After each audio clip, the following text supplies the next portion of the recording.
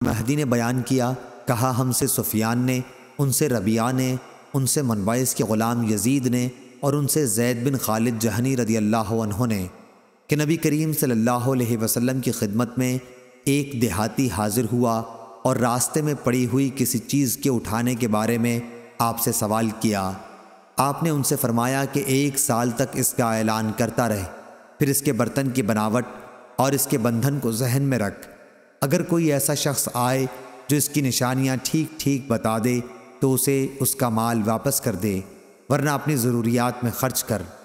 صحابی نے پوچھا، یا رسول اللہ صلی اللہ علیہ وسلم، ایسی بکری کا کیا کیا جائے جس کے مالک کا پتہ نہ ہو؟ آپ نے فرمایا کہ وہ یا تو تمہاری ہوگی یا تمہارے بھائی مالک کو مل جائے گی، یا پھر بھیڑیے کا لقمہ بنے گی۔